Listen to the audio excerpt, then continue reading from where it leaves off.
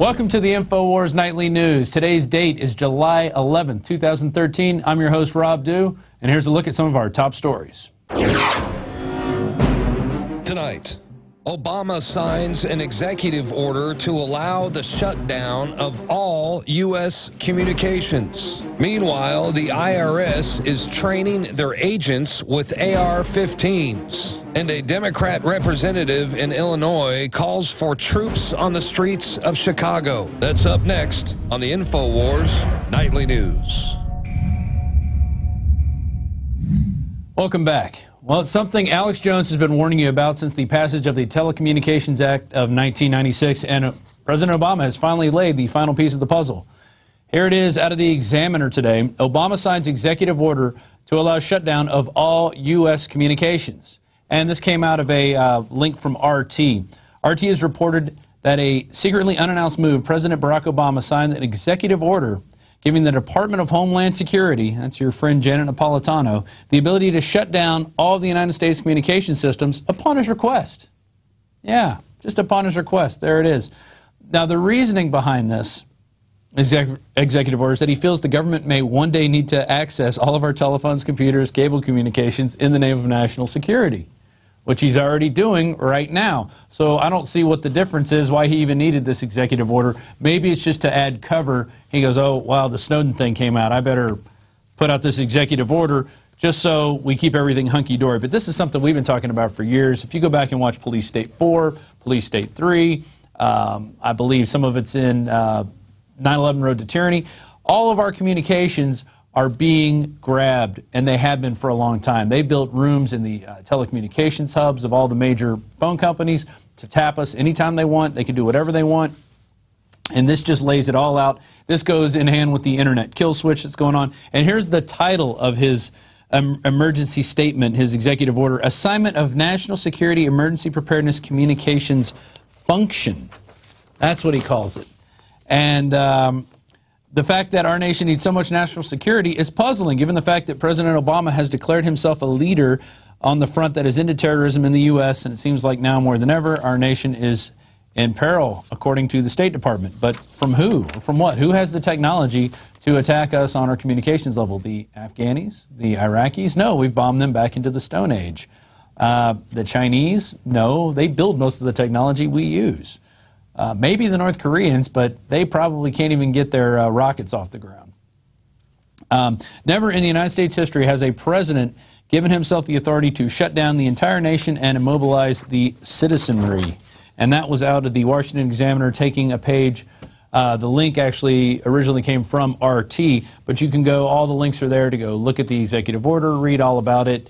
And I would encourage you to go check out Police State 4, The Rise of FEMA. Either get the copy at our Infowars store at InfowarsStore.com, or go see it online. I believe it's on the Change the Channel website on YouTube, or on the YouTube site, and you can watch it there.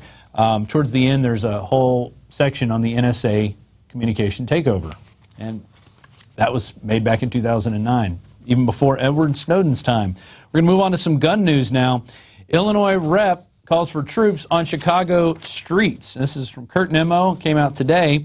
Representative Monica Davis, a Chicago Southside Democrat, has demanded that the governor of Illinois deploy state police and National Guard on the city's violence-racked streets. I am requesting with this press conference that Governor Patrick Quinn order the Illinois National Guard and Illinois State Police to come to Chicago and work with our mayor, Rahm Emanuel, to provide safety for the children. I'm calling on the National Guard to come to Chicago and ride up and down the streets. You know, I was back in Chicago a couple years ago in 2010. I was watching the National Guard ride up and down the streets, conducting different exercises of going door to door, searching for terrorists, searching for meth labs, taking out terrorists.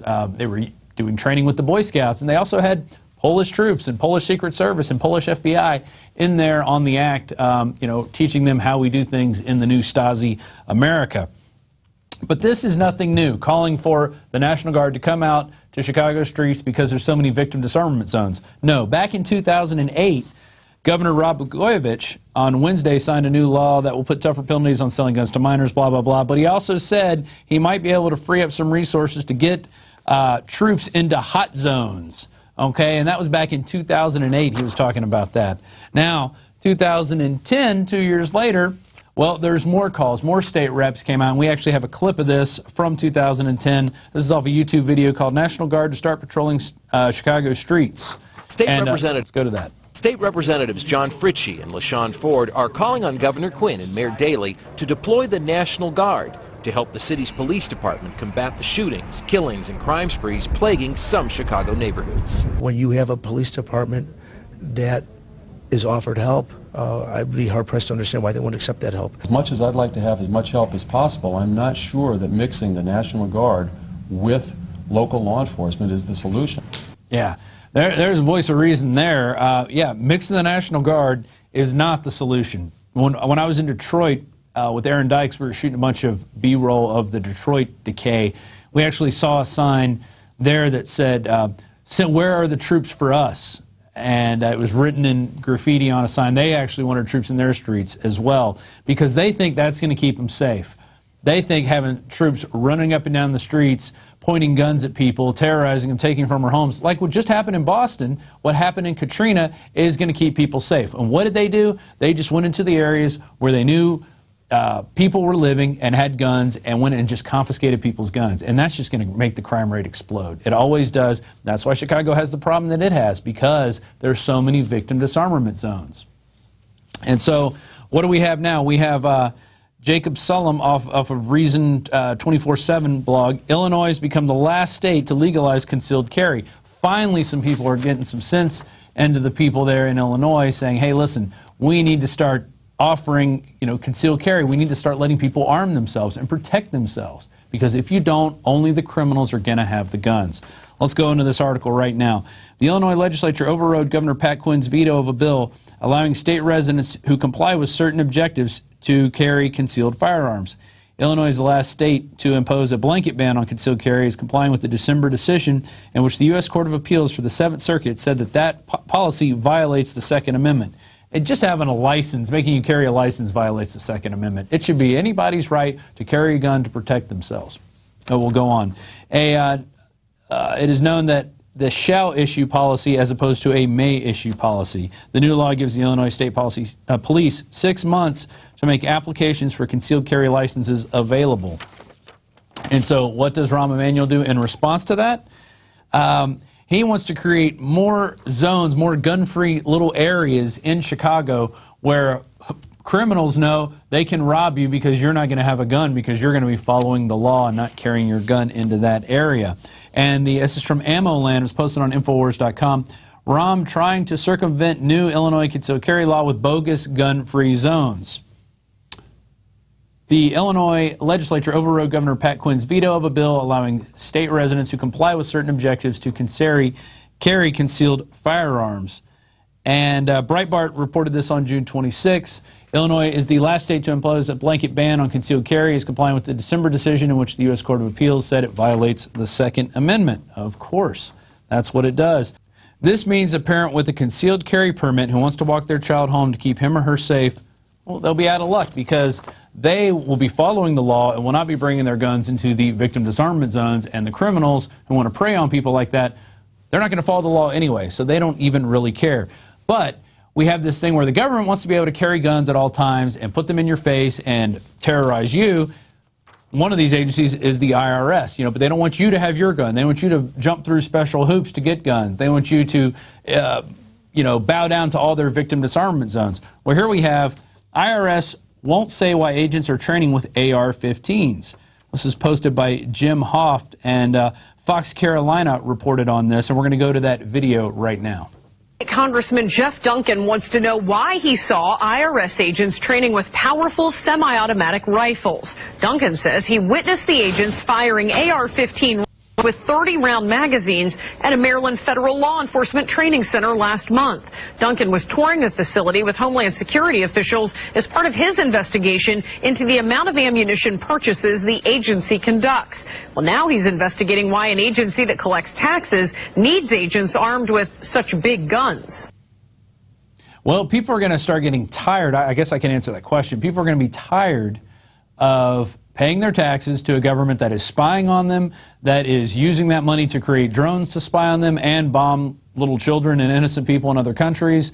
They're just going to get sick and tired. They're going to get mad as hell. They're not going to take it anymore.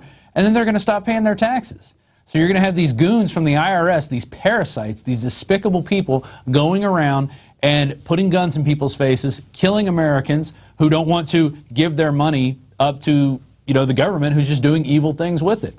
I have a friend who hasn't paid his taxes in years, and he was a veteran. He actually went and fought for this country. He actually was training death squads, he found out later, at the School of the Americas. And now he goes down and every year he protests that. But he refuses to pay his taxes. And it has been a burden on his life. He's not allowed to get a decent job because eventually the IRS catches him and forces him. They try to garnish his wages so he moves on. But, he's mad as hell and he's not going to take it anymore. That's what's going to happen. That's why you have him training with AR-15s and buying all these bullets, because people are going to stop paying their taxes. That's coming right down the pike. Moving on, and we have a bunch of articles about the Zimmerman case up today. I just grabbed one of them, and it's with this judge who looks like she got her White House talking orders from the White House, trying to compel Zimmerman to get up on the stand and defend himself and open himself up for cross-examination, violating his Fifth Amendment. She says, you don't have to answer any questions, but I'm going to start asking you questions. And here's the article from Paul Joseph Watson and Alex Jones. Judge in Zimmerman case pressured by Obama administration. Speculation is raging that the judge in the George Zimmerman case could have been put under pressure by the Obama administration after she staged a bizarre outburst during which she interrogated Zimmerman while repeatedly silencing his lawyers. And here is that clip. And have you made a decision, sir, as to whether or not you want to testify in this case? I object to that question. Okay, overruled. Have you made a decision as to whether or not you want to testify in the case? I object to that question. I think that's overruled. On Mr. Zimmerman's behalf. That decision. I am asking your client questions, please, Mr. West. I object to the court inquiring of Mr. Zimmerman as to his decision about whether or not to testify. Your objection is overruled. You do not come into my court and tell me what to do. I'm going to railroad this jury into a guilty verdict if it's the last thing I do, Mr. Lawyer and Mr. Zimmerman. Now, would you just answer some questions, Mr. Zimmerman? Look at that lady. I bet she's really proud of what she does. She probably has a very uninformed jury sitting there, too.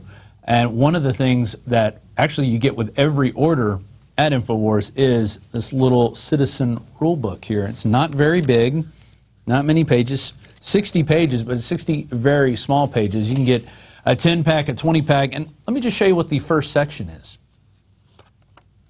Table of contents. Section 1, a handbook for jurors. Oh, look at that. It talks about jury duty. You are above the law, your jury rights, the law of the land, the 10 Commandments, the Communist Manifesto, and how all that works into the way juries are framed these days. Jury tampering, giving up your rights, a jury of your peers.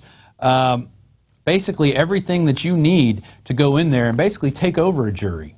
Okay, we've had a couple jurors. One was he was a grand juror, Hoppy Heidelberg, who we've had on this show many times. He's dead now, God rest his soul. And he talked about how they gave him a jury handbook, and he actually read it. He was one of the grand jurors on the Oklahoma City case, and he started asking questions and wanted to bring in witnesses. And they said, Mr. Heidelberg, they went to his house, the FBI agent said, are you going to cause any more trouble? And he kind of laughed it off like, you don't scare me, you little punks. He's like, I know what's in the book. I read the book. We also had another case. David Knight interviewed this guy, the New Jersey weed man, who actually was able to get jury nullification in 2 cases against him. So it can be done. All you have to do is inform the jury, or you yourself become an informed juror. Okay? If you're on a jury, pass out some of these citizen rule books to the rest of the jurors. Explain you guys have the right to look at the law and the facts, not just listen to the judge, ramrod her decisions down the throat that are coming from Washington. And we covered earlier, I think it was yesterday with David Knight, how the Justice Department was actually funding protests, funding protesters to come down there, setting up infrastructure so people could protest this Trayvon Martin situation, which is just blown into a huge story, which normally this thing would not have made it out of the statewide news, but now it's huge news. Moving on to a Breitbart story, California Senate passes bill permitting non-citizen poll workers. And they have the sign here, vote aquí, which also means vote here. Senator Norma Torres, a Democrat from Pomona, who placed the Botana bill before the Senate, said that the non-citizens could help the 2.6 million Californians whose English skills are limited. These individuals have an absolute right to make fully informed voting decisions on Election Day. I wonder what they're going to be telling them to vote for. Vote for them to take your guns and more entitlements, because that's why they're there, to get those guns and get those entitlements. And I'm sorry, I don't think you should be able to work at a polling center for the United States unless you're a United States citizen. I don't think you should be able to vote unless you're a United States citizen. That's how it works in every other country in the world. I can't go to Libya and vote in their elections. Why should we let people from Mexico come and vote in ours just because they decided they want to move here? No, you become a citizen, then you get to vote. That's how it works everywhere else in the world. Why do we have to be different? Because we're so free and we have so much money that we can just pay all these entitlement programs. Interesting. A group that has been working on this voting situation, they've gone in and tried to get vote for dead people. They've tried to vote as Eric Holder, is Project Veritas and James O'Keefe, and his new book just came out, Breakthrough, Our Guerrilla War to Expose Fraud and Save Democracy. It's by James O'Keefe, the founder of Project Veritas, and he's going to be on the show, I think, tomorrow with Alex Jones, talking about this book. But they've been doing a lot of good work, a lot of good citizen journalism, just basically getting cameras, going out there and creating the news, because the mainstream media is not going to report on this. You know, they'll go out and report on an oil changing facility that's ripping people off, but they're not interested in looking at the power of government and when that is corrupt. They're really not interested in that. That's not their bread and butter. It's basically to keep, you know, talk about consumer things and who's wearing what and where we're going. That's why it takes citizen journalism, which takes us to our next story. This story we put up a few days ago on Infowars. It was on the health section. And we gave it the headline, Leukemia-causing chemical is lurking in your pantry. And this is from the blog Whole Food, Real Food, Good Food. And I actually know the person who started this blog. I've known her since college. She's a good friend of my wife's. Her name is Julie Hornbecker. And basically, she was a stay-at-home mom. She started looking at the ingredients on the back of the food that she was feeding her kids and her husband, and started doing research on it. She uses Natural News a lot. She tells me she's a big fan of Mike Adams. And by doing all this research and stuff, she goes, you know, I ought to share this information with people. So she started a blog with the help of her husband and some other people. And now she writes articles. She puts them up. Now, the one thing I do want to say, Julie, if you're out there watching this, your headline needs a little work. We can go to her blog right there. Her headline is Sodium Benzoate. That doesn't make me want to read the article. The whole article is about sodium benzoate. I guess that's how you benzoate, and I guess that's how you say it. But when I looked at it, I read the article and I said, this is what the headline we're going with. I sent the guys the link. I said, give it this headline. Leukemia-causing chemical is lurking in your pantry. Because it has in there, in this article, that they stopped using it in rubber manufacturing, the benzoate, when rubber workers in there were getting leukemia, and these mass amounts, just massive amounts of leukemia was going on, and cell damage. But this chemical is more toxic than high fructose corn syrup, and it's used as a preservative in acidic products. And when it mixes with vitamin C, which is in a lot of acidic products, it creates benzene, which is a cancer-causing chemical. So on top of it causing leukemia, it could also cause cancer, and it's in a lot of stuff. So you ought to start looking at the back of those labels and start realizing what you're putting in your body, start putting organic food into your body, start drinking clean water, get it filtered. We have products at the Infowars store to help you out with that. And do your own research. Here's a stay-at-home mother who just decided to do her own research and put out her findings.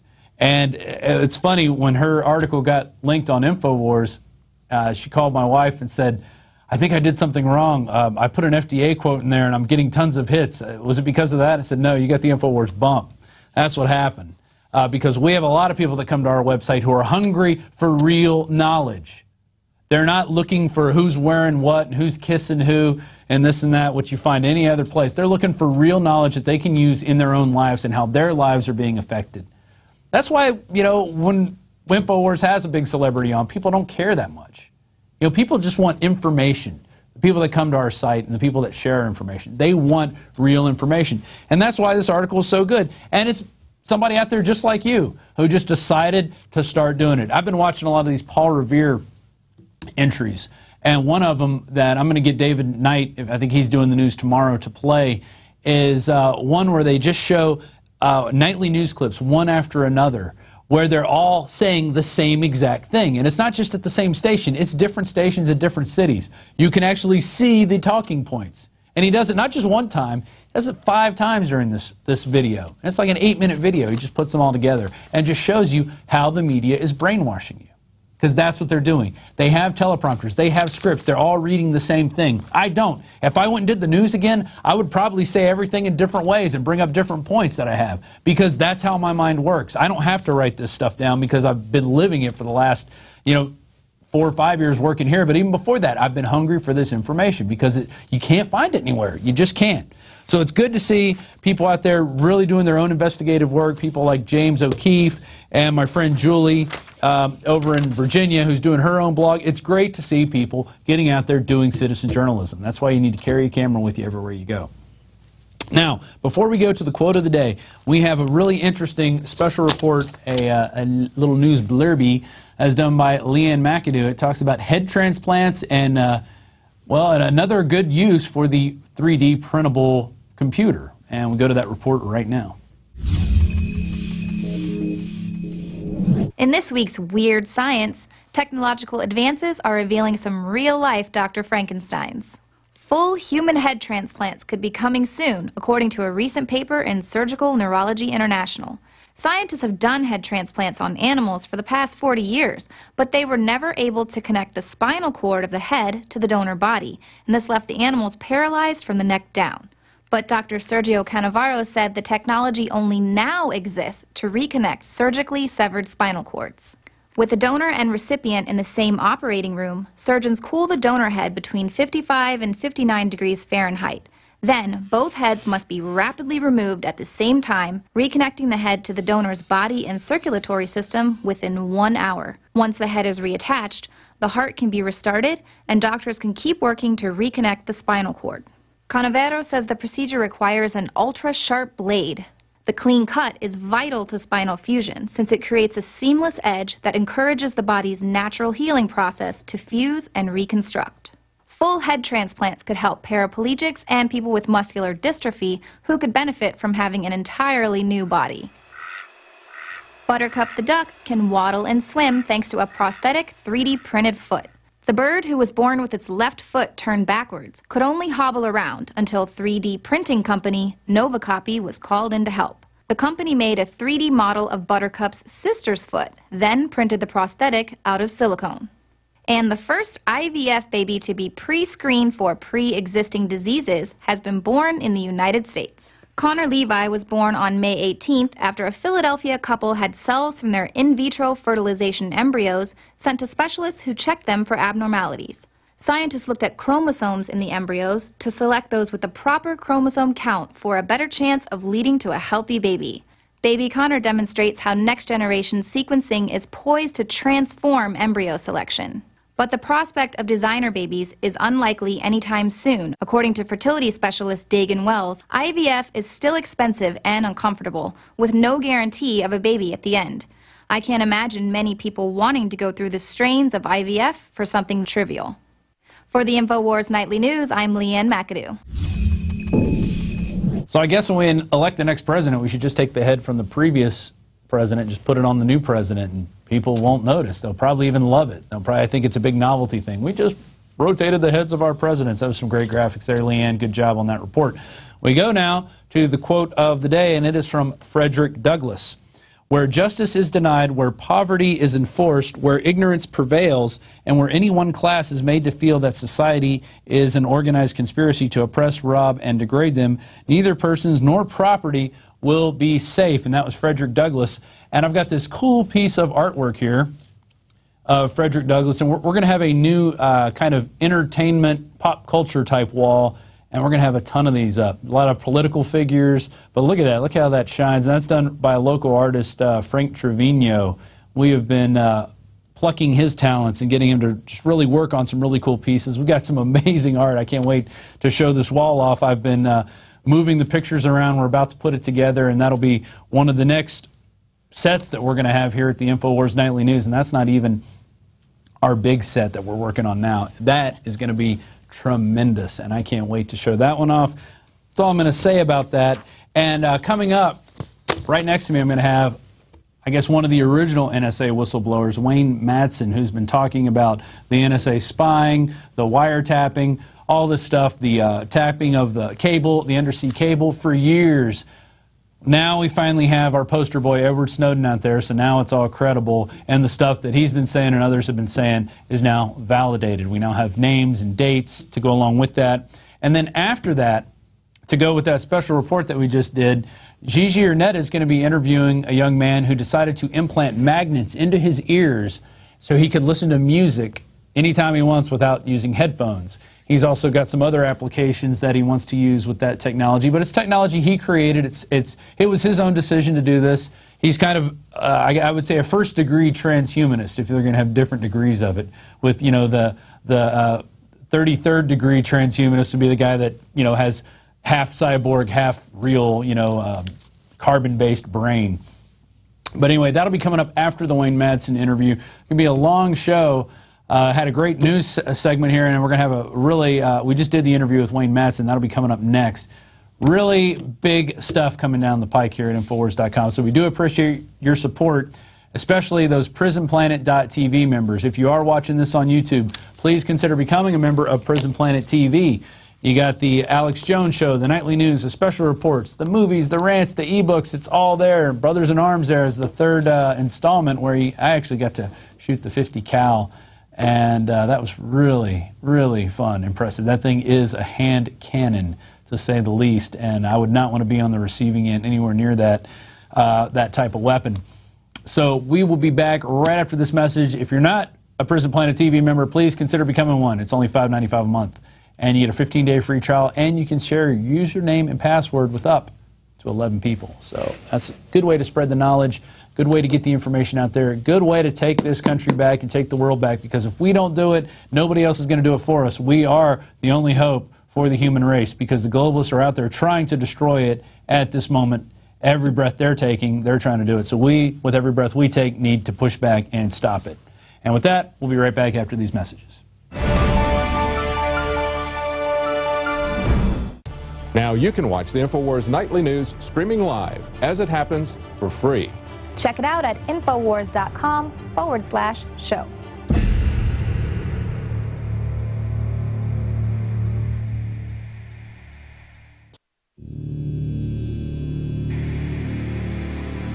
Are we choosing our own paths, our own destiny, or has it been pre-selected for us?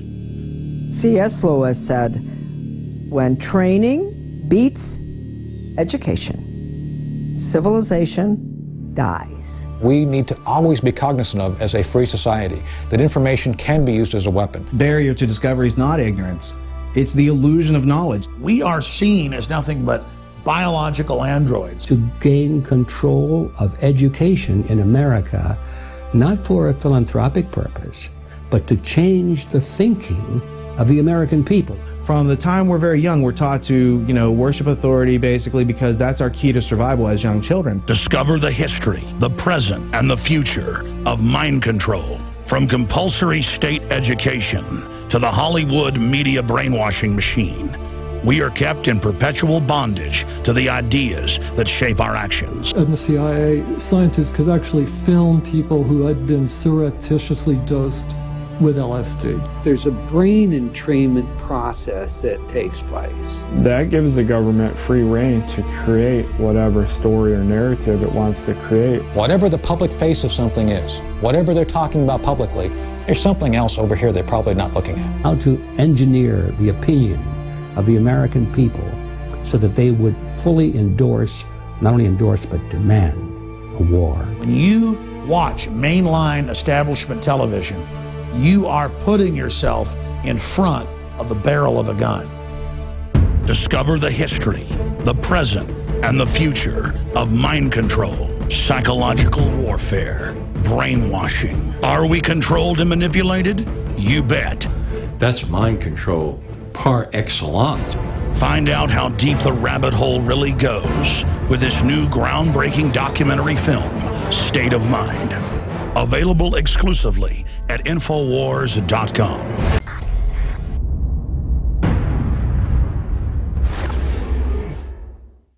Because there's a war on for your mind. That has been our motto here at Infowars for my 18 years of battle against the globalist. And now we see the open announcements of global, private, corporate tyranny over our governments. That's what the New World Order is an unaccountable private combine of organized crime engaged in corporate takeovers of nation states and the conscious attempt to abolish basic rights and fundamental liberties. Infowars.com is not just leading the charge against this here in the U.S. or North America. We are leading the charge worldwide. And that's because our listeners, our viewers, our supporters, fellow freedom lovers like you across the planet resonate with our message of liberty and telling it like it is. And that's why for the last 2 years especially, I have thrown everything I've got, my time, my energy, our backup capital, everything into really trying to awaken the sleeping giant that is humanity. And that's why the July issue that just came in a few days ago is so important. We've already sold about half the stock we have of it at cost in groups of 10 up to 100 in bulk. It covers the entire NSA spy grid, how it ties in worldwide, how it's not about stopping terrorists, but about suppressing and dominating and controlling the free press and political opposition. And in this magazine, we don't just have 3 free bumper stickers like I did a few months ago. We have 10 bumper stickers, 4 full-size ones, with amazing messages guaranteed to get people thinking like America has been occupied by globalist forces. Infowars.com. Listen to Alex Jones at Infowars.com. Infowars.com. Forbidden information. Listen to Alex Jones. Infowars.com. And then on top of it, 6 medium-sized bumper stickers with the message as well. These are key to post in legal and lawful areas on your book bag, your computer, your car, or to give friends and family. I have printed 500,000 of these bumper stickers. Only half of this month's run of magazines has them. So when you purchase them in bulk or you're a 12-month subscriber, you will get the special issue. And I can't afford to do this every month, so it's going to be quite a while until we do this again. Please take advantage of this. Buy them in bulk and give them to your friends and family and encourage them to get these bumper stickers out, because with 500,000 stickers, we can reach tens of millions of people with the message of truth. They want to collectivize us. They want to bankrupt us. They want to drive us into their arms to control us. They want to dumb us down. But the sleeping giant that is for humanity is awakening. So I want to thank you all for your support. I want to encourage everybody to go to InfoWarsStore.com and to get a 12-month subscription or to give a gift subscription. Imagine 12 of these coming to your friends or family's door to wake them up. Or to give a gift subscription to the local police department or your local congressman or woman. This is how we're going to affect change, voting with our dollars and voting with our time. Again, visit InfoWarsStore.com today to subscribe, to get the magazine in bulk, or to give a gift subscription, or to give yourself a subscription to wake up friends and family. I am all in. I am committed 110% to not mince words and to not back off and to boldly confront the globalist. So I want to thank all of you that have supported us in the past, and I want to encourage all of you out there who may be on the fence, that know this information is true, but have been scared to take action. You had better be scared of not taking action and letting this monstrous system come to fruition. Now is the time to commit. Now is the time to say which side of history you're on. Now is the time to stand against the globalist and the New World Order.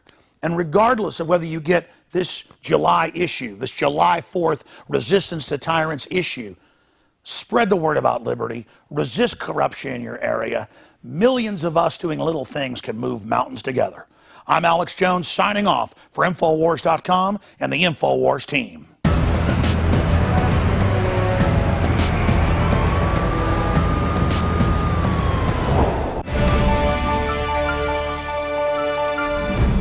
Welcome back to the Infowars Nightly News. I'm your host, Rob Dew, and we're about to go to a very special guest who we flew in from parts unknown on the eastern side of the United States, and that is former NSA worker, basically our own, we call it, I guess he was our Edward Snowden before Edward Snowden even existed, because a lot of the stuff he brought up and talked about with Alex and that Alex has brought up is now finally coming out. We're getting names to these things. We're assigning dates, but the information was already out there.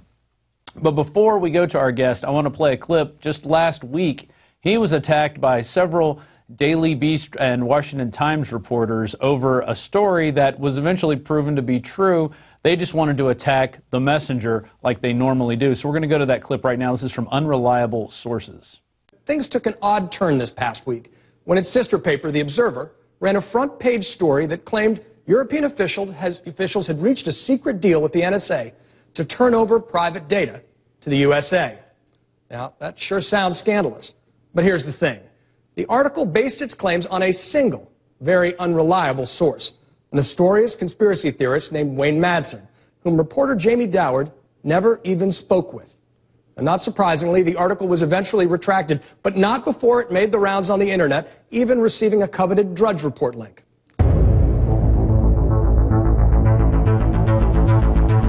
The coveted Drudge Report link. Oh my gosh, Wayne Madsen. So, and if you go and watch the rest of it, we can pull up the article there where it's at. These reporters really lay into your credibility, you know, claiming 9/11 was an inside job, all these other horrible things that we have intelligence reports on and stand-down orders and other government officials saying it was. Yet these guys went after you. So what was the big deal? What was the big deal? Well, first of all, you know, for them to call themselves reporters is laughable because one of them is a guy named Michael C. Moynihan. I mean, the guy is a political hack. He tried to break into journalism by going where every aspiring American journalism goes, Stockholm. Where he worked for an NGO called Timbro. Now, this is a free market think tank that's been linked to Karl Rove. Yeah. So this guy's obviously a GOP, neocon hack. He's attacked others. Now, what this was all premised on, this CNN hit piece, now this used to be the show run by Howard Kurtz, who basically got run out of there because he made several attacks. I mean, he's another hack. Howard Kurtz had that show for years. Mm-hmm. What he didn't advertise was the fact he was married to a Republican operative. This is the problem with the CNNs and the Foxes and the MSNBCs. The problem with all the mainstream media. All of them. They don't come clean. They don't say who they're connected with. So the Observer contacted me because I had provided them 2 declassified documents. There was all this talk about the tapping of the transatlantic 14 cable that goes from Germany and Denmark down to the Netherlands and France over to Cornwall and England, and then goes to Tuckerton, New Jersey, and how Edward Snowden said, well, you know, they're doing metadata collection off of this cable, and he came out with the name of the cover term, tempora, of it, which was new. We didn't know what that was called. Well, we knew it was going on back in the day. Oh, absolutely. Yeah. And on February 4, 2009, I talked about how the NSA was using metadata collection to get emails, which is exactly what he said was going on with the cable. I provided the Observer with 2 declassified documents. One that shows definitely that the NSA has third parties. We know who the second parties are. Right. That's the English-speaking club. That's the U.S.'s first party, the second party, Canada, UK, Australia, and New Zealand. Third parties are mostly NATO allies, non-English-speaking countries. And I showed the Observer these documents. One document showing there were third parties.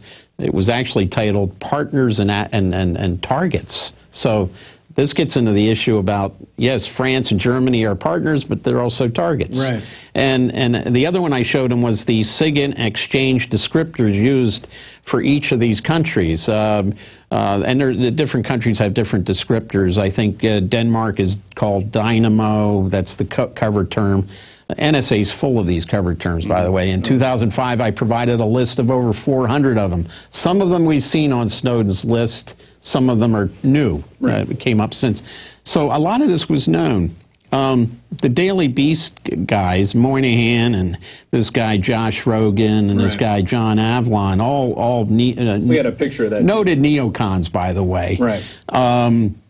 They were part of this small group they get on Twitter, they get on Facebook, they get on all this social, and they attack people. Right. One of the guys runs this website called Little Green Footballs. This guy Charles Johnson. Apparently, he's some ex-band member with Chicago. You know, a lot of these guys are kind of fried.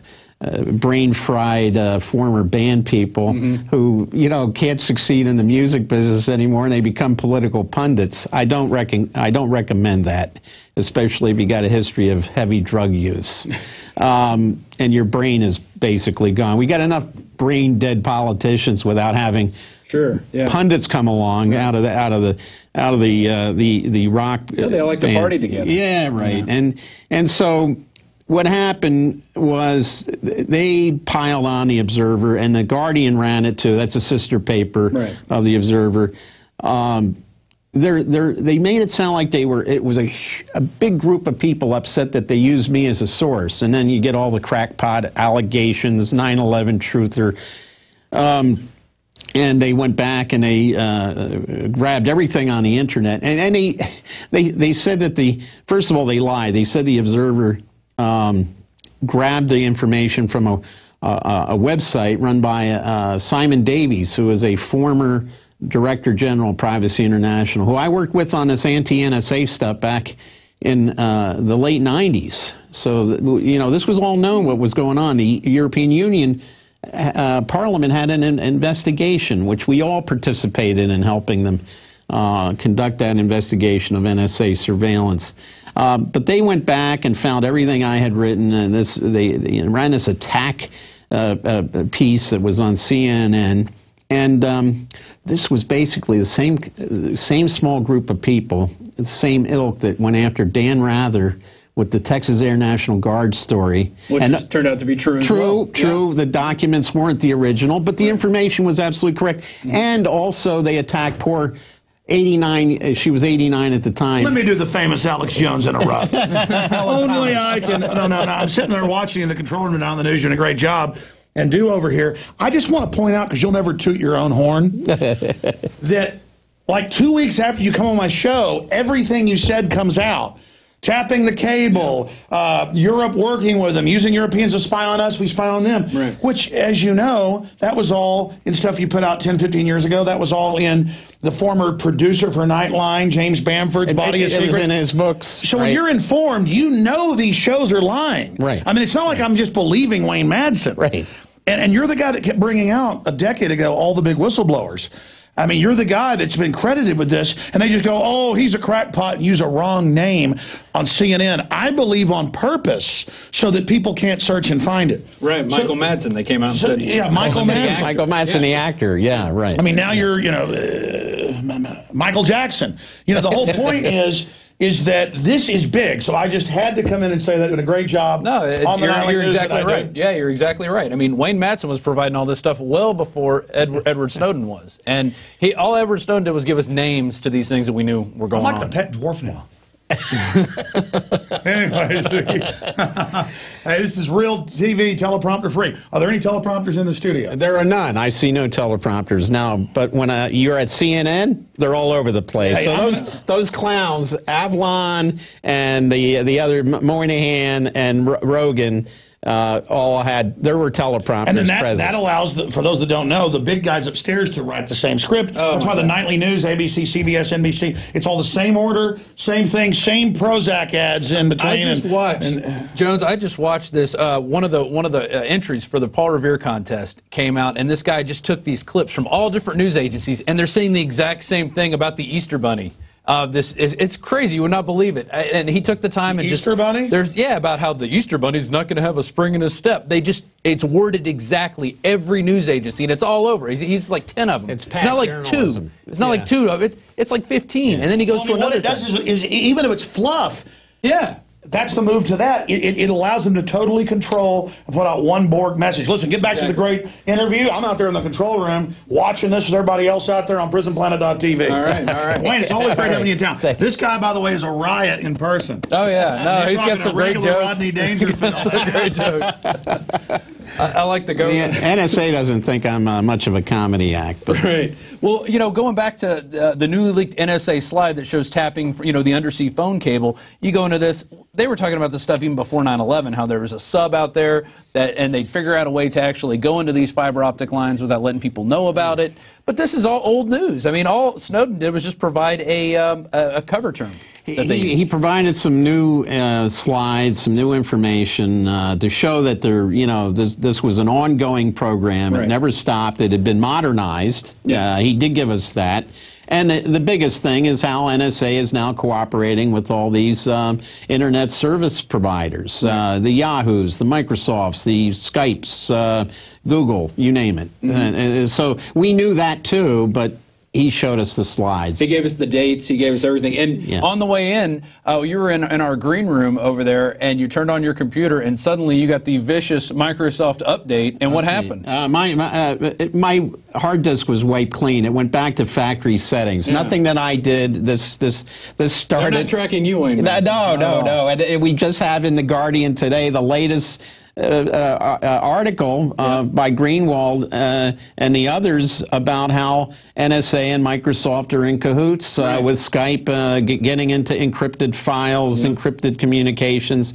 We've known that for a long time too, because Microsoft for some years has had an office across Baltimore-Washington Parkway from NSA headquarters in the How convenient. In the business park over there. Yeah, they're on call 24 hours a day. I got that from internal people. Right. At NSA. And you said that years ago. I did. And I mean, now they admit that all the telecoms are moving them indoors with them. But that's what 4 or 5 years ago, the whistleblower in San Francisco at AT&T. Mark Klein said that about the closet in the secret rooms. And then there were others all around the country that Jim Bamford highlighted later in his book. So we've known a lot of this.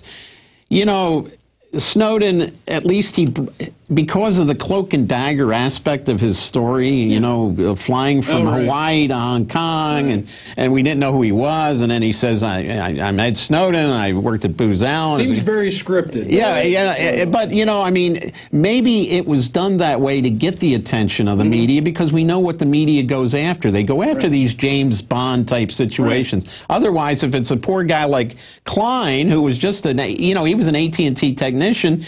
Oh, yeah, you know, he's the guy, you know, yeah, right. No, you got to add a little element to it. You know, Greenwald, I think, did a good job at, like, doling out the information, and then, like, now we're going to tell you who he is. Exactly. And that was good, but it was stuff we had been talking about for years. And you know, and then the information came out after they said you were totally wrong. You know, Snowden claims Germany in bed with the NSA. Here's one. New NSA leaks show how U.S. is bugging its European allies. That's The Guardian. U.S. and EU shrug off Edward Snowden's NSA revelations to resume the big trade talk, which they want to do to basically create, you know, the next cadre of the New World Order, the next level of it, just going in to, you know, now we're going to do free trade areas everywhere. And it's ridiculous that all this stuff comes out. You know, we've been saying it for years. Nobody pays any attention, you know, when the alternative media does it. It's only when the mainstream media does it, then it's allowed to be talked about all of a sudden. But you're still, you know, you may be a conspiracy theorist if you want to talk about Michael Hastings and his, you know, interesting death. Absolutely. So, I mean, this is just so typical. CNN, nobody really watches these cable news networks anymore. Look, on the weekends, they don't even run news unless there's a plane crash. And then they have, the B list of anchors on there screwing everything up like they did with the Asiana plane crash in San Francisco. I mean, but normally, what do the cable news networks run on the weekends? Oh, lock-up programs, you know, repeat reruns. I mean, it's not even news. Now you get about how drugs are good for you. Yeah, all this garbage, and you know, they're not doing news. And then they got pundits when there is a late breaking story, a breaking story. They'll have pundits on there, like this guy that took over from Ed Schultz on MSNBC. This Chris Hayes guy. He's a pundit. Rachel Maddow's a pundit, and then they're trying to do reporting of news, plane crashes. They're not qualified to do this. Right. Yes, Cronkite was qualified to do that. Rather was qualified to do that, but these people don't exist. They've been replaced by these. I don't know what the heck they are. Rachel Maddow's qualified to get people up into a racial frenzy especially over this Trayvon Martin thing, which it came out earlier this week that, the Justice Department was actually funding some of these protests. They were actually sending money down to actually fund protests for people to just, go out and just exude more racial hatred. Let's take a local story, a local Florida story. Should be the Orlando market story because, Sanford is in the Orlando market. How many people are right. Especially in Chicago. Let's leave it, let's leave it in Orlando. No, but somebody in New York and somebody in L.A. decide, well, we're going to make this a national story. This is nonsense. These stories never went national before these cable news networks decided we can take these isolated stories and make a big deal out of it. Right. And it started with O.J. and some of these other cases, but these are local stories. Nobody should care around the country about what happens in a case of a shooting in Sanford, Florida. I mean, there's probably people in Orlando that could care less about what happens in Sanford, Florida, let alone somebody who lives in, say, Seattle. But then or the president comments on it, and suddenly it becomes a national issue. Right, exactly. Yeah, Obama will comment. By the way, Obama, he did this with Bradley Manning. He said, he's guilty of, this terrible espionage. He's not allowed to say that as a chief executive. What constitutional law did this man teach? And now he said that about Snowden. He said, Snowden, he should keep his mouth shut. He doesn't know how to keep his mouth shut. He opens it when, he's going to get maximum attention, but he's also not giving, he didn't give Bradley Manning or Edward Snowden any sort of due process by, Nixon got in trouble, Richard Nixon, when he said, Charles Manson's guilty. Manson held that paper up in the courtroom and said, Manson guilty, Nixon says. They almost had a mistrial for the guy, guy that was charged with the Sharon Tate, and other murders. Well, what other kind of dirty tricks do these guys do to just, and especially in the false flag realm? What do you see coming up down the pike? Well, I mean, false flags, they say that's a conspiracy theory. These don't exist. I mean, of course these exist. These have existed through history. The latest one, and I merely speculated because of all the interest in the XL Keystone pipeline, and there's a lot of money in Canada that wants to push for that. The Prime Minister, Stephen Harper, is pushing for it. He's from Alberta, where the tar sands are located. And then, this train breaks loose and wipes out 60-some people, are vaporized. They can't find them. In Le Magentic in Quebec, near the Maine border. And I said, I wouldn't be surprised if, Blackwater was hired by Halliburton, one of the pipeline companies, to do that. Because right afterwards we heard people who are pushing the pipeline say, yeah, you see, this is a pipeline. You wouldn't have this because the trains wouldn't be coming through your towns with this deadly cargo of fuel oil that can cause this. So that's why we need the pipeline. I said, isn't that convenient that they're coming out and saying that now? And that now we know that the Canadian police have that under investigation as a potential industrial sabotage criminal act. They said somebody messed with the brakes. Absolutely. So now they're looking at it like that. Here we go. Yeah. Here we go. A conspiracy theory? Then the RCMP must be into conspiracies. What about Michael Hastings' death? I mean, the engine goes in a different direction, the car rolls into a tree. Right. The engine block is found, 50 yards from the autumn. They won't release the police report? They never do in these cases. I've covered a lot of cases like this in Washington where you either don't get the police report or you gotta, know somebody on the inside that'll leak it to you. I mean, Marvin Bush, who was George W. Bush's brother, his maid, Bertha Champagne, was run over by her own SUV at Marvin Bush's home in Alexandria, Virginia, and they withheld that police report. I managed to get it, and they had old Marvin listed as witness, suspect, or other. I mean, he was the only one present at in the home at the time when this woman's car somehow went into reverse gear and ran over her. Right. And there was a videotape mentioned that she had a videotape. And who knows what she witnessed. What was that videotape? That was in the police report. No wonder they didn't want that release. Somebody would ask a question and they had to find it. Right. Yeah, there we go. Police firefighters ordered not to speak about Michael Hastings' crash.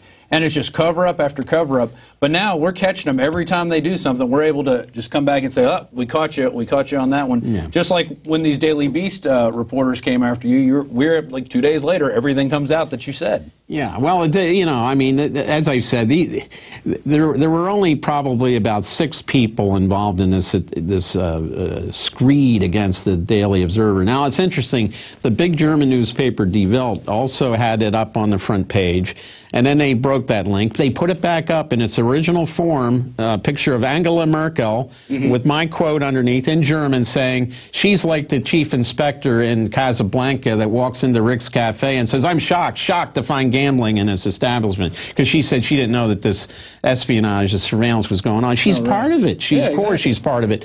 So they put it back up. Now they say she's in political trouble now in Germany. But well, that's how they always do it. Until it comes out, they just lie, and then you go, well, here's the documents. Well, conspiracy theorist, you're looking at the documents. I got another one for you. How about the younger Zarnev brother comes into court. He looks like he's been beaten more. He's in casts in his hands now, and he says, I'm not guilty. Yeah, and it also comes out that his brother, who, you know, there's a lot of video evidence that showed that his brother was not run over by a car, that it looked like the guy was naked. Yeah. You know, they stripped him because they were... walked him into a car. His aunt said that was him. And now it's come out from Boston law enforcement that he was a known drug dealer. Drug dealer, jihadist, Al-Qaeda? Wait a minute, something Sounds doesn't... like he's got inside connections. Yeah, something doesn't... And then Uncle Ruslan, of course, is tied up with Graham Fuller, a longtime CIA agent. Uncle Ruslan is forgotten about. I immediately smelled a rat with that when they had the helicopters in Washington flying over Uncle Ruslan's house in Montgomery County. I said, hey, Uncle Ruslan's got some money. Yeah. I mean, you know, I mean, this guy's not a poor guy. Some side deals. And you look into his background. He was heading up all these CIA-connected nonprofit organizations, basically CIA giving weapons to the Chechens fighting the Russian government. Right, and it's easy to skim a little off the top there and buy a nice big $350,000 home in suburban Washington, D.C. Right, and now earlier also you were talking about where Edward Snowden may have worked, and there's this hub that people don't talk about. It's an NSA CIA kind of collusion center. Talk about that. I speculated, you know, it's informed speculation, but when they talked about him being assigned to the U.S. mission to the UN organizations in Geneva, Switzerland, and that he got this information about some Swiss guy was set up a banker by the CIA and a DWI, and they, you know, got information. You know, I said, wait a minute. The only place the Swiss Foreign Ministry said yes, he was assigned to the U.S. Embassy, so that was true. I said he had to have been with this group called the Special Collection Service. It's a hybrid organization. It's CIA and NSA, and they go in and put bugs in embassies. And we again knew about this from a book written by Mike Frost, who worked for the Canadian NSA, the Communication Security Establishment Canada, wrote a book called Spy World back in the mid-90s, where he explained all this about how when NSA couldn't bug somebody in the United States, they'd call the Canadians down to do it for them, to get around the FISA. Margaret Thatcher got the Canadians to come over and do the same thing on her own cabinet ministers. So we knew about these. We knew the code words, oratory, all these code names came out in his book. But I figured Snowden's bringing this back up to date about this organization. It's not even well known in NSA. It's called F6 in NSA. Not everybody in NSA has clearance or access for that project.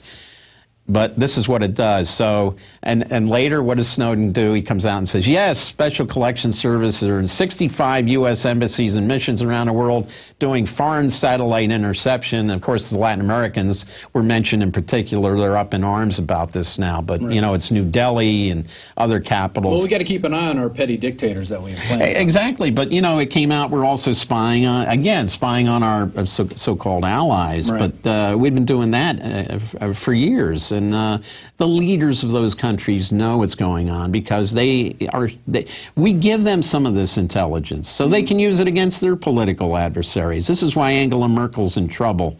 But look, the Social Democrats, they get in there, they're going to do the same thing. We're going to give them the intelligence on the Christian, you know, it's the elites. Now, General Keith Alexander, this is not well known, He didn't go to the Bilderberg meeting outside of London this year, but the last 5 he was present at Bilderberg. What is the head of the NSA and the U.S. Cyber Command now? He wears 2 hats. What's he doing at Bilderberg?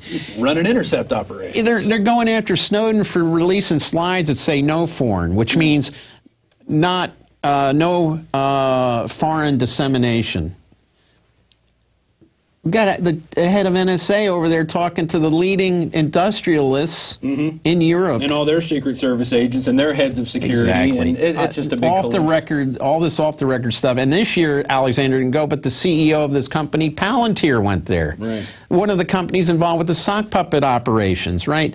A company that was involved with H.B. Gary Federal and going after Glenn Greenwald when he was writing about the Bank of America. You know, so we can see what's going on here. Greenwald is being attacked by the same people that attacked me on that CNN Reliable Sources program. Right. The same people that attacked poor Helen Thomas when she was caught by a guy with a hidden camera inside the White House grounds. How do you get a hidden camera inside the White House grounds? You got to go through Secret Service. So, you know, yeah, people, journalists like Dan Rather, Helen Thomas, Glenn Greenwald, you know, and I'm not on the same level. I won't say that I am, but I got set up by these clowns with reliable sources. Right. But, you know, let them do what they want, because I went back to 2000, and right there in the CNN archives is I'm quoted talking about NSA eavesdropping on email. Yeah. In 2000. In 2000. Right. And that came out in this Washington's blog article, too. They list a bunch of old sources from 2004, the mid-1990s. They were talking about the special submarines. And then there's even a quote from Lieutenant General Hayden, who's the NSA chief at the time. Computing power will allow it to process greater masses of data, which he says hopes will eventually allow a single analyst to extract wisdom from vast varieties of raw information. That's where we're at now. The Utah Data Center, right, NSA's big 17, the size of 17 football fields, can process a yottabyte of data. That's so many zeros. Yeah. You can't even figure it out. It's a lot of G rates. Exactly. So, you know, this is where Hayden always wanted to go with this, and this is NSA. Even when I was at NSA in the 80s, they used a term that shocked me. They said they wanted total hearability for everything in the world. Remember, this is when they were intercepting radio, phone calls. This is before the World Wide Web. We did have the internet, but the hearability, they thought in terms of listening. What do you think the little cell phones are that you're carrying around? Exactly. They wanted total hearability. That's what their goal was in the 1980s. And I said, they want to hear everything. And they said, yeah, they do. In 2009, we were reporting about a program called Roving Bug, where the feds were actually turning on mics of gangsters so they could listen in on the phone even if it was powered off. Oh, absolutely. And it was happening before that. Absolutely. Sure. And the GPS that's in cell phones today, somebody in NSA told me, look, even if you take the battery out, a lot of people take the batteries out of their phones, there's still enough juice in powering that chip, that GPS, that chip, that locator chip, that 3 passes by a satellite, they can still pick up your location. Oh, they can geolocate you. Totally ridiculous. Where are we going from here? When will the scandal get big enough to either bring down this NSA apparatus that's going on, or even, you know, bring down the Obama administration? Well, I mean, the problem is, you know, Edward Snowden is the focus. People are more focused on him than they are on the information he's released. And I don't think he obviously wants to be the center of attention. I mean, every time a plane leaves Moscow, Sheremetyevo Airport now, they think he's on it if it's heading down towards Latin America. So where in the world is Edward Snowden? I know. So this is the problem with the focus on him. But I have to say, Nixon did make his disagreement with Daniel Ellsberg, who released the Pentagon Papers. He made it somewhat personal, and, you know, having his plumber's team burglarize Dan Ellsberg's psychiatrist's office. But, you know, Nixon dealt with the Gordon Liddies, and so there was like something in between. Nixon wanted to get all the leakers. Right. Yeah, Ellsberg one of them. But Obama has really personalized this with Snowden, like he did with Bradley Manning. And Obama's coming off looking like a South Side Chicago thug, going after this kind of geeky kid from the Baltimore suburbs. And I think people are now recognizing Snowden is the underdog here, and he's got support all over the world, from Latin America, from Africa, from the Middle East, from Europe, from Eastern Europe, from Asia. And Obama's, you know, he was popular in some of these countries. His popularity has sank. Well, it sucks. People realize the fraud. Right. And that's why it's not going to be hard to make the Obama deception, too. Yeah. All the information's out there. He stuck his foot in his mouth. He's killing people with drones, left and right, children. You know, he's going into Africa. I mean, we have troops in probably at least 20 different countries and areas in Africa. Right, I mean, it's ridiculous. Right, and he's threatening countries with sanctions if they help Snowden. He's got, you know, the forcing down of the Bolivian president's airplane in Austria. One country after another closed its airspace because the U.S. put pressure on them. I mean, this is a total violation of international law. And, you know, and threatening countries like Iceland that was considering giving him asylum, and now Ireland has said we're not going to execute that Interpol arrest warrant. The High Court of Ireland said that. You know, all he does is respond like personally, him and Kerry. Kerry, of course, all during this whole thing with the Egyptian coup, and Snowden, he's out sailing, you know, just like he was in 2004. A guy who worked for John Kerry in that campaign said if John Kerry was more interested in becoming president than he was about his hair coif, he might have actually made it in the White House. So, you know, this is what we have. This is the elites, the oligarchs. We talk about them all the time. Well, what do you think is next? What do you think we're going to have else come out of Edward Snowden's mouth, or what is he going to leak that is going to surprise people?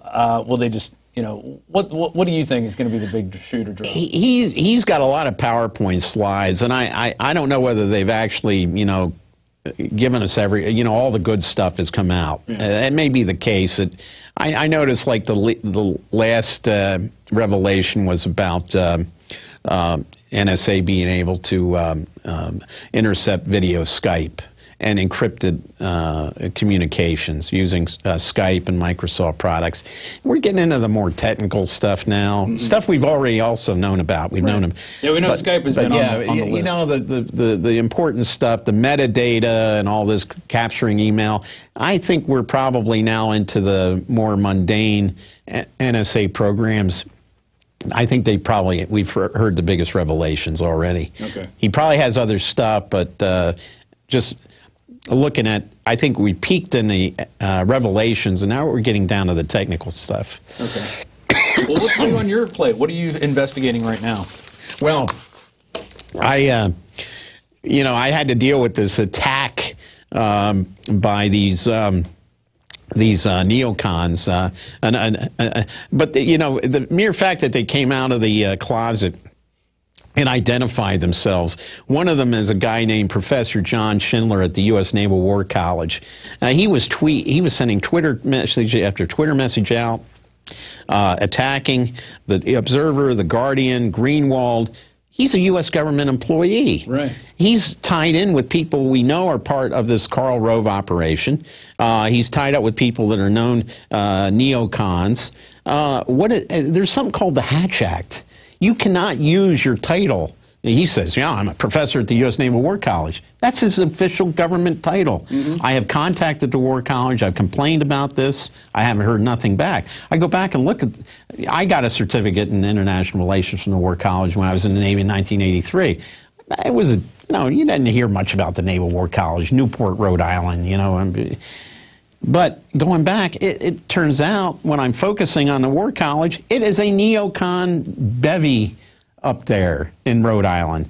They had Laurie Milroy as one of their associate professors. She's the one who said that Saddam Hussein was behind the 1993 World Trade Center bombing. Even Peter Bergen with CNN said she was a crackpot with that theory. Right, you know? because we know it was the FBI. And so we got this guy Barnett. He's another guy. He's the one who came out with this map that the U.S. will control the world in the 21st century. You know, all this neocon drivel and claptrap. A new Pearl Harbor coming out of the Naval War College. So I'm glad the Naval War College has exposed themselves by not cracking down on the political activism and the violation of the Hatch Act at a Navy college, part of the United States Navy. But, you know, are we going to see anybody from, you know, Chuck Hagel? You know, is he going to do anything? I doubt it, because he made his deal with the devil when he, you know, was confirmed by the Senate. Close vote, but he got in there. So, you know, these people aren't going to enforce the law. Why should they enforce the Hatch Act when they're not even enforcing the Foreign Intelligence Surveillance Act? Right, or even the Logan Act, where the officials aren't supposed to get together from other countries in secret meetings. Like we General have Alexander going to 5 Bilderberg meetings. Every year, exactly. You know, it happens in Bilderberg, and, you know, we're finally starting to really blow that out. I mean, this last Bilderberg was amazing. You know, over, you know, almost 4,000 people went there to protest. I mean, that's big. That is big. That's big. And we're getting the regular media most people, to report on it. You know, there were only a handful of people that you go in there and try to find out what's going on. Right. Hey, let's end with a couple spy stories. You were telling us some stories about Hayden, how you've kind of been his nemesis for years, and he sees you at events and whatnot. Yeah, well, back when there were whistleblowers. And by the way, one of the things I hear about from every journalist in Washington, from the New York Times and mainstream media, everybody's afraid to talk. You know, Obama ordering spying on the Associated Press, over 100 reporters and journalists, the guy Rosen from Fox News. Everyone's afraid to talk. No sources have dried up. They've chilled. It's really cold in Washington when it comes to sources now. And but back when I had a lot of sources at NSA coming forward, especially after 9/11. Hayden was a director, and I heard through the grapevine that Hayden wanted to be briefed on my activities once a week for his daily briefing in the morning. And his deputy Bill Black had to get a daily briefing. So Hayden had a weekly briefing. Bill Black had a daily briefing on what I was doing. Obviously, my phones were tapped. Right. I was told I was in this database called First Fruits, which spied on every journalist who covered NSA extensively. And so I saw General Hayden at a White House Correspondents' Dinner. Some people were talking, and then all of a sudden he turned around, who's standing next to me but General Hayden? And I said, you know, small talk. He says, he had retired. I says, well, how's retirement life treating you, General? He said, oh, pretty good, pretty good.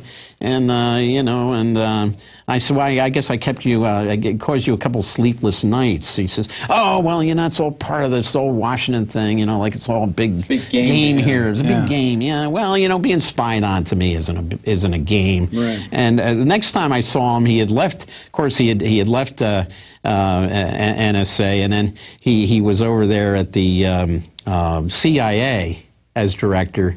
And there was a big, I went to an Association for Intelligence Officers thing, and here is Hayden in the auditorium in NSA, and I'm standing there because I'm attending this thing, and he spots me, and his head turned red.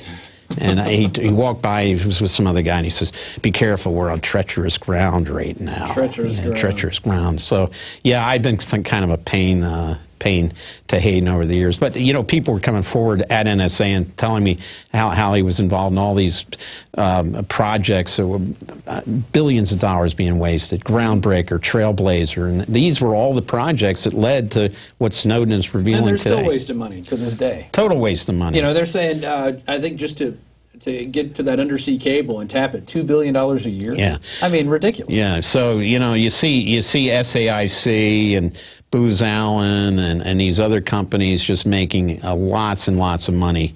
Our money. Our taxpayers' money. Yeah. It's incredible. Wow. Well, you can, your website, the Madsen Report, WayneMadsenReport.com. Yeah, that's where people can find out. It's a subscription service where they can get this intel. You were writing stuff about the underwear bomber when that came out, too. I remember when that was one of the first big false flags when I started at Infowars. I was working on a movie, and that came out, and I'm like, we got to start pulling this information. He was allowed on that plane, that Northwest plane, with the same kind of refugee document that Ed Snowden got from the Ecuadorian consul in London that allowed him to travel to Moscow after the U.S. revoked his passport. This Mutalib guy from Nigeria was allowed on the plane to Detroit with a refugee guy. He did not have a passport. How does that happen? And with a bunk bomb that couldn't have worked no matter what. Oh, right. Of course. Yeah, that's how they do it. Well, Wayne, thanks for stopping by. And you're going to be on tomorrow on the Alex Jones Show. And then we're going to sit down and do a really in-depth interview with you for the Obama deception and really get the goods out. Obama Deception 2, which will be coming out in, I think, early November. And so that's going to be, I'm looking forward to having you on that, being part of the crew. We got a lot of great interviews, and you're really going to top it off and really bring it together because, you know, you're the original Edward Snowden. I mean, giving us the goods at least, and you know, in our eyes. And, well, at least I'm not on. I'm not eating pizza in Sheremetyevo Airport in Moscow. There you go. It is better to be in Austin, Texas at this time. And, you know, our show is not done, actually. We're going to go to break, and we'll be back with Gigi Urneta. She's going to be interviewing a fellow who implanted magnets into his ears so he can listen to music without putting headphones in. I guess it's all part of this new transhumanist thing where people, you know, want to do different things to their bodies to augment their abilities. And he's got some interesting applications that he's going to talk about. But Gigi found that story. I said, get this guy on. Let's talk with him about this because this is all information that, you know, we should be getting out there, especially when it's on not the government level. This is like an individual who decided to do this on his own. He wasn't coerced to do it. So it'll be interesting to see what he has to say about this whole process of body modification and why he did it. And we'll be able to get those answers right after this break. And one way to fund us, one way to help us out, get people like Wayne Madsen here, is through your PrisonPlanet.tv subscriptions. It's $5.95 a month. You get a 15-day free trial, and you have access to the Daily Show live, the Nightly News live, all the special reports, all the movies, the rants, the ebooks. Everything is there for you, and you can share your username and password with up to 10 other people. So you can have 11 people using your username and password on at the same time, all watching. And you know, if we get enough people doing that, hopefully we'll start crashing our servers, and then we'll have to get bigger servers and get more because more people are tuning in to Prison Planet TV. It's great working here. I'm having a blast doing this, like really exposing what is going on out there that the mainstream media won't do because they're funded by giant pharmaceutical companies and toxic chemical makers and, you know, basically the worst of the worst that's out there. We're funded by the people and by the products we sell that we think are good and that you need, especially like water filters. So with that, we'll be back after this brief message.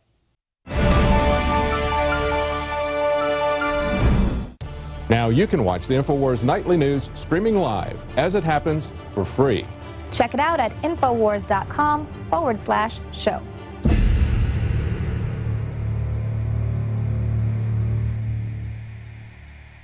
Johnny Appleseed was born during the Revolutionary War. He's not just a legend. And in more than 5 states, he introduced apples that had not even been grown in the colonies. Later, the seeds from plants he planted and cultivated and some of the varieties he developed spread across the United States. And it was Johnny Appleseed teaching the colonists and then the new Americans, after we won independence, the love of planting fruit trees that introduced that idea to North America. Ladies and gentlemen, it is a revolutionary act to unplug from the television, to unplug from the computer and all the globalist propaganda, and to go out in your backyard or your front yard or planters at your apartment or on the roof of the building where you live and to plant a garden. Become the Johnny Appleseed of your community with seeds from the Infowars Seed Center at InfoWarsStore.com. The simple act of planting fruits and vegetables and then tending them and taking care of them and then sharing them with friends and family is a revolutionary act against tyranny. The globalists, first and foremost, do not want us to be self-sufficient. The crony anti-free market capitalist, the fascist, are using socialism and collectivism to shut down societies. Stalin in Poland and in Ukraine and other areas starved on record more than 10 million people over 5 years by not letting them grow their own crops and collectivizing them. Mao killed between 65 million and 80+ million people doing this same thing. The UN says they will use food as a weapon. They use genetic evil to attack the earth, and major GMO companies have been caught going into growth belts around the world, even where GMO is illegal, and planting seeds everywhere to infect the genetics of the original crops. Almost all of the thousands of varieties of Mexican corn has been infected. They are in a genetic war against everyone. That's why we have to get these seeds and not just plant them on our own gardens and not just give them as gifts to friends and family to plant spring and summer and fall gardens. I'm calling on you to go out into the green belts, to go out into the areas and plant secret gardens. No, not of marijuana, but of the hundreds and hundreds of incredible high-quality vegetables and herbs and fruit plants that are here. Lemons and oranges, the list goes on and on. They will grow, plum trees, grape trees, they will grow almost everywhere in the U.S. We can literally, not just buying these products from InfoWarsStore.com, but from wherever you get them.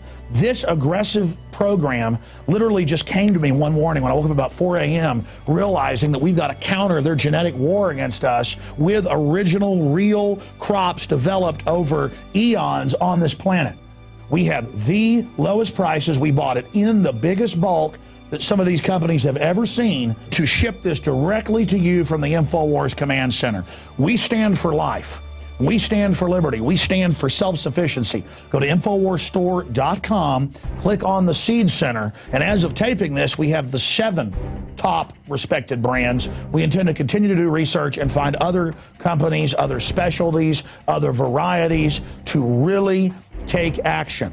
The Infowars Store Seed Center has the largest online selection of heirloom, non-GMO seeds. Check out these products from our newest supplier, Heirloom Organics. The Medicine Garden for a natural remedy. The Tea Garden that contains every important tea herb you can grow. Fruit Lovers with 12 varieties. And the Tobacco Pack, additive and pesticide free. Join the gardening revolution today at InfoWarsStore.com. This is a revolutionary action we're asking you to take. Plant seeds everywhere today. Nurture them, bring them to fruit, and pass on the knowledge to others. Become human again. Discover your roots in the soil. And remember, the revolution against tyranny is growing.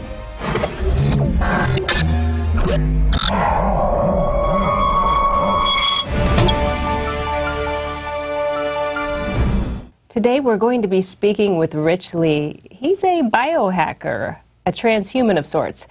Now he can hear with his ears and no headphones. That's right, he can hear his iPod without headphones. Rich Lee has implants in his ears. He has invisible headphones. He can hear music without them. And he has a magnet on his finger that he can actually put up to his ear and hear the music.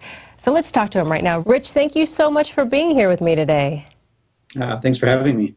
So what gave you the idea to modify your ears, and tell our viewers a little bit about what you have in your ears? Okay. Well, as far as the idea, I've always kind of wanted bionic ears. So we have a biohacker forum, and some people were talking about a method to receive audio into your skull. So you said that there was a forum for this kind of thing. How did this come up to put magnets in your ears, though? I'm sure there are other parts of the body that you discuss. Oh yeah. There's plenty of other parts of the body that we discuss.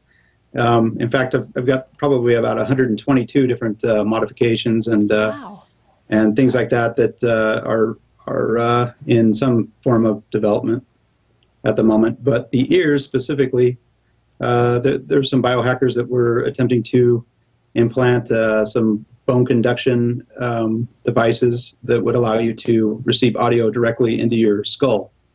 And now, has that been successfully done, or? There's actually a commercial device out there that does exactly that. So it's definitely possible. In fact, it's probably a better way to do it than what I've done. But curiosity just kind of got the cat, and I just decided to do my thing. So the way I got my ideas online, there's a device that I saw. It's often advertised as like an invisible earphone device. You can get them on eBay for like $25-30. They've got it's essentially a coil that goes around your neck. It plugs into your phone. It's got an amplifier on it, and it's got some magnets that you put into your ear canal. And your audio goes up, instead of going into some earphones, it goes into this coil. It causes a magnetic field to form, and makes the magnets vibrate, and that actually creates sound that comes from the magnet. So you can buy these things online right now, and you don't have to implant them. You just stick these little magnets in your ears, and nobody really knows you have them. A lot of people use them to cheat on tests and things like that. So I'm curious, can you hear better with them, or? When the thing is going, well, right now, in fact, I'm kind of surprised how how much attention this got. I wasn't really trying to promote this or draw attention to it necessarily. It just kind of happened. It was kind of something beyond my control. But this is stage 1. In fact, what I'm working on right now is a method to completely hide this coil. But as far as hearing better and things like that, yeah, that's going to be essentially whatever I plug my device into. I'll be able to send whatever signal into this coil. So if I plug it into a directional microphone, I'll be able to point it in a general direction and be able to hear, conversations across a room or whatever. That was the next question. I was going to say, can you eavesdrop or spy with that thing, with those magnets? Yeah, you bet. It's going to be even better once a coil is implanted next to my magnets. And I'm not talking about the large coil that you may have seen around my neck. This is going to be a very small coil, just next to my implant, and it's not going to be noticeable either. Actually, I'm experimenting with another type of coil that might really make some headlines. We'll see, but. Sorry, back into what That's okay. I'm curious. I want to keep talking about this coil. No, you're doing great. The coil. Do you have anything? Do you have anything in front of you right now that you can show our audience? Yeah, sure. I mean, well, I've got my first prototype coil. Right. This is the one that I wore around my neck. I just bought this online. Nothing fancy about it. Just a coil of copper wire, and put it around your neck and plug it into something, and it works. So, but yeah. Oh, we were talking about eavesdropping. That's right. Yeah. I will have enhanced hearing, and in fact, I've got another device that I plan to implant too that allows me to hear through walls. And in fact, I can hear through your rib cage and listen to your heartbeat. What other kind of spying can you do? You said you would be able to eavesdrop. Tell us a bit more about that. They've got like an electrolarynx that somebody might have if they're have had a laryngectomy, Right. They've got some versions of that take an ultrasonic tone that's emitted from your voice, where your vocal cords used to be, and translates that into audio. So, and then a mic will just kind of like emit that. So the idea is that you have this subvocal mic here, or whatever this thing for the larynx is, or whatever.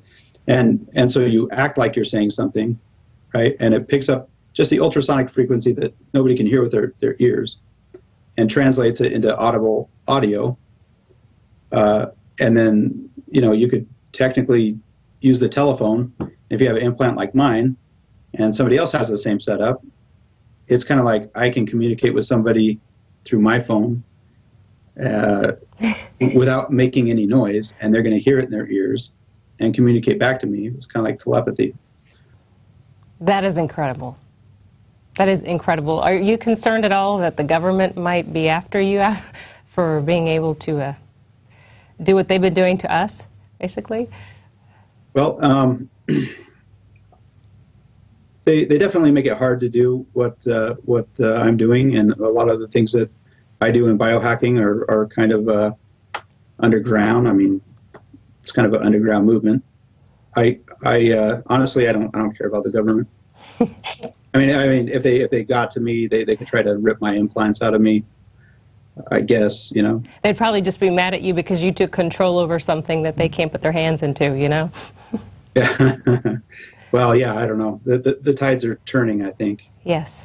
So tell me more about transhumanism, or the groups that you go to. What are people wanting to do? What's the goal behind changing your body for enhancements?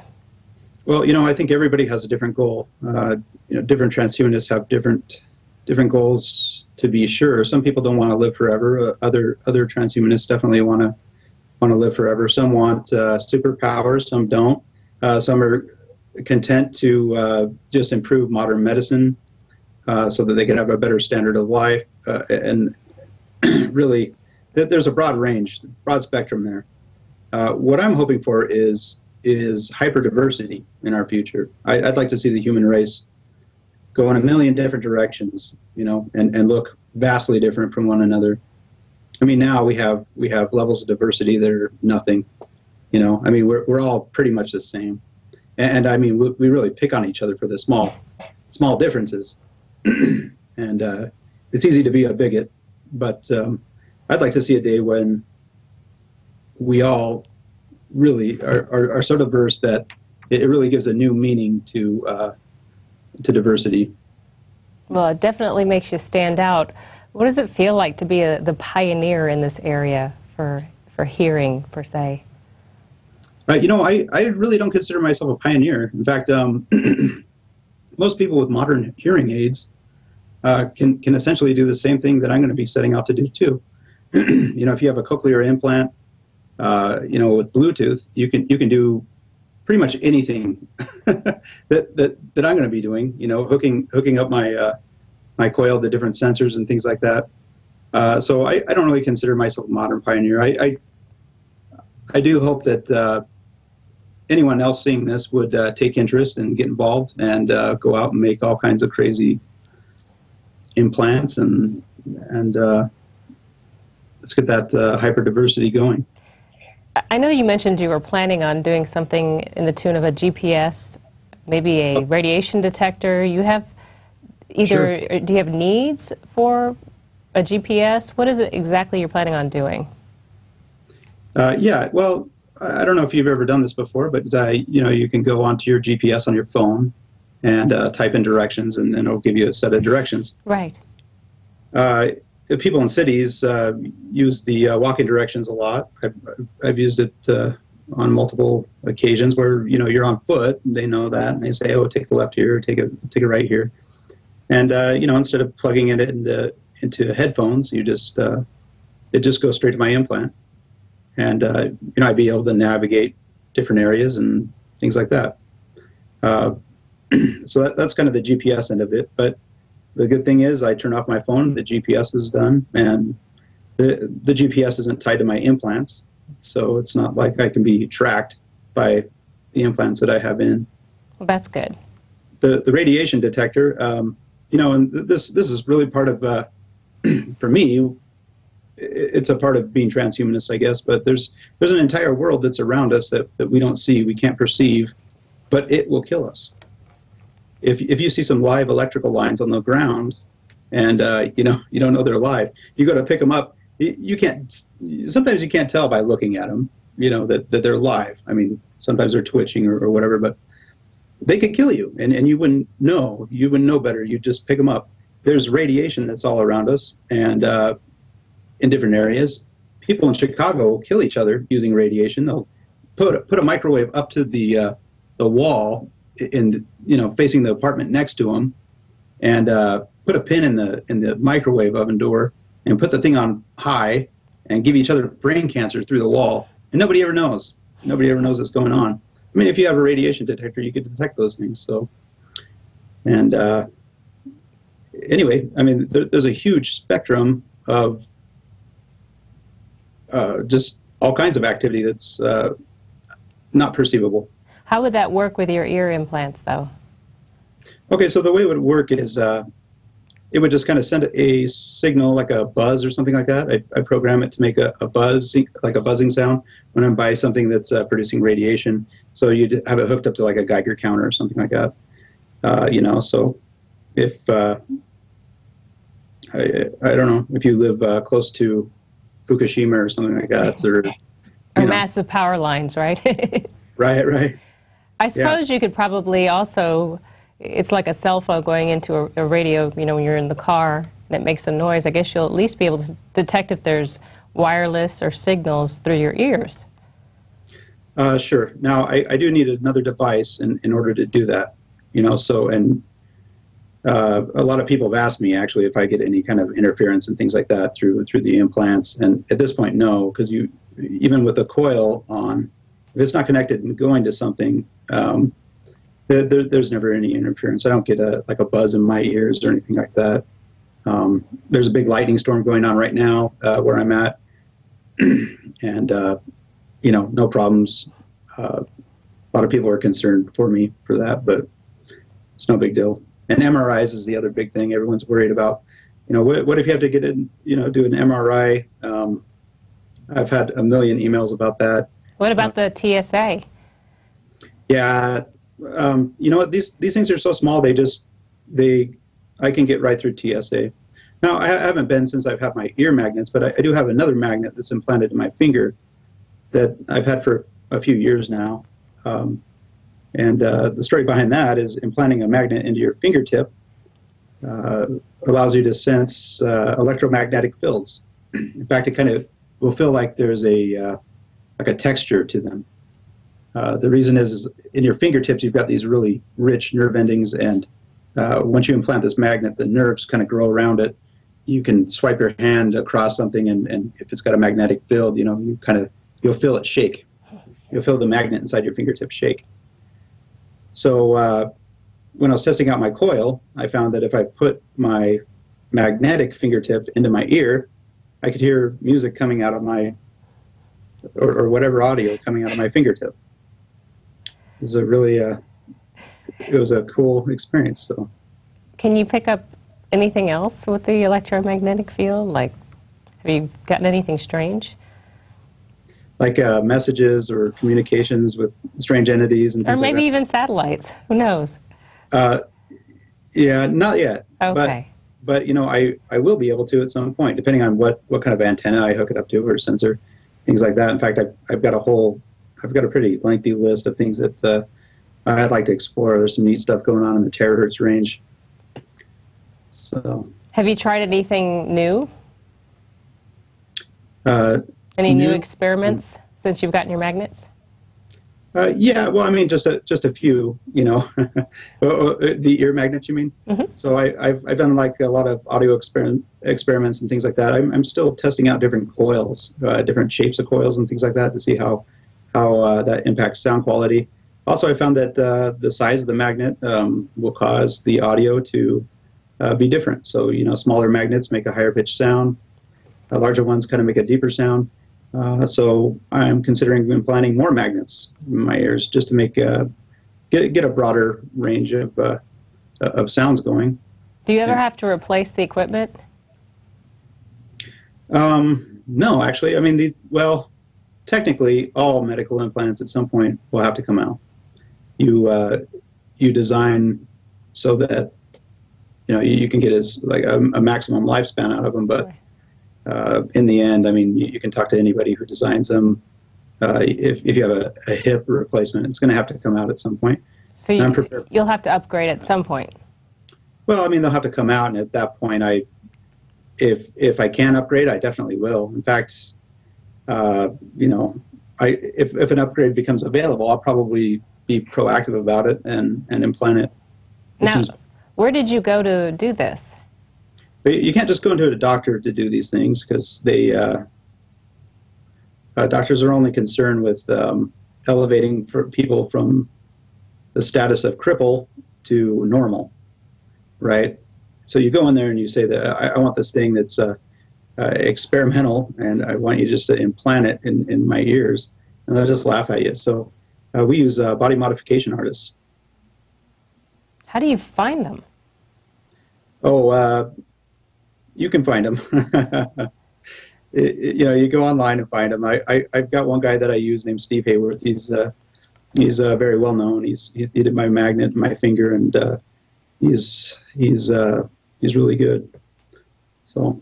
For our viewers out there who might be thinking about making a modification, what would you suggest? Do you have any tips? You know, I'd say be bold. I'd say just do it. I wouldn't let anybody tell you that you shouldn't do it. It's your body. You've got every right to do it. I went I especially wouldn't let somebody tell you that, especially don't let anybody tell you that you should be less of a person, right, just to make everyone else around you comfortable. We're to the point right now in science that we can make people better than human. You know, we can make them superhuman, but we still continue to give them, just bring them right up to the level of normal. You know, you give a guy a hearing aid, you know, or say you give a guy eye surgery, you know, you could give this guy better than 20/20 vision. You could make this guy have eagle eyes, you know, or maybe not that far, but you know, you give a guy a hearing aid and you know, you give him a standard one, that's great, but you know, this guy should also have this thing equipped with Bluetooth, and he can make phone calls from his hearing aid and things like that. There's so many small things where we could just go ahead and you know, give this person some kind of an added benefit instead of just replacing a function.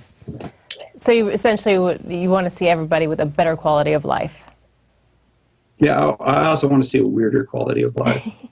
Because I mean, come on, we're all pretty much the same, you know, right now as it is. I mean, how many people do you know that you know, can detect microwave radiation, you know, or things like that? I mean, and who knows what happens in those worlds? I mean, we have an idea, of course, but it's you develop an instinct when you're working with you know, sensory input from things that you normally wouldn't deal with, like a magnetic field or something like that. You just develop this new kind of sense for it and a new set of intuition. You're talking about intuition and sense. How do you feel about uploading consciousness to the machine per se? Yeah, I think that's great. I think that's going to happen, and I know a lot of people are scared about it, and I mean, even in transhumanist circles, you know, it's something that's debated a lot. If you get continuity of consciousness,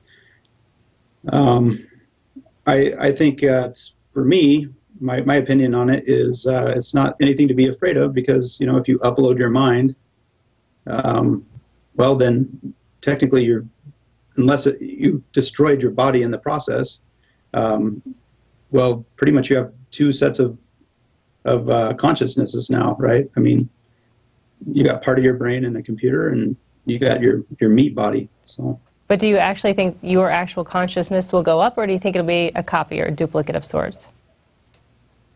Well, that's the thing, is like if you disconnected the original that you uploaded it from, then it's a copy. So this is just my opinion, and people probably go crazy and post their opinions about this from the transhumanist community.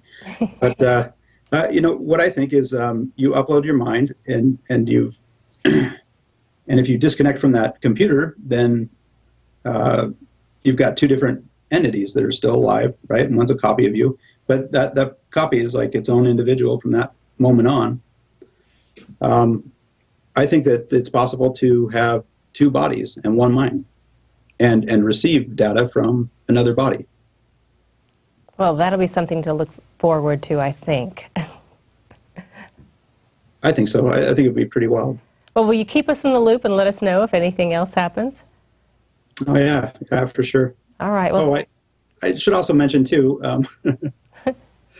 because we totally skipped over this part, but I do have an eye condition. Yes. And I'm blind in one eye, and I'm going to go blind in the other eye. It's a matter of time. So part of this coil's function was to, I'm going to hook it up to a ultrasonic rangefinder, and use kind of the beeping noises that it'll make to be able to echolocate and move around objects without sight. I don't plan on being blind permanently, so nobody worry. I just need a cornea transplant. It's a bit out of my budget at the moment, but anyway, I'm being proactive about that upcoming event, and want to learn how to navigate around without using my eyes. Are you working with somebody, in tandem with somebody? With the this project? Well, yes, with your eyesight and the beeping noises. Yeah. Actually, there's a few people that have already developed products like this, so really it's a matter of just plugging it in and going. I work with another group of biohackers that has developed a similar device. Instead of having it go to your ears, it sends a beep to the magnet in your finger if you have a finger magnet. So you could scan an area and a small pulse will be relayed to the magnet in your finger, and you can tell how close an object is, in relation to you, or if something is coming up really fast on you, things like that. Will you equip your house to be able to handle that too? Yeah, that's going to be tricky because these rangefinders don't pick up Legos, which is a thing that I step on quite a bit in my house. Legos, huh? Yeah. Okay, that's another interview.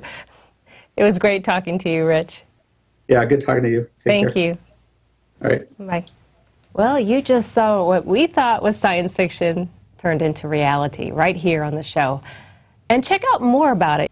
Go to the Infowars store that's at InfowarsShop.com and check out Robot Alchemy. Before you get too far into the transhumanism movement, check it out. Don't go too far into the rabbit hole without seeing all the things that can happen. Robot Alchemy at the InfowarsShop.com. That's it for the Nightly News. Thank you for joining me. I'm Gigi Ornetta.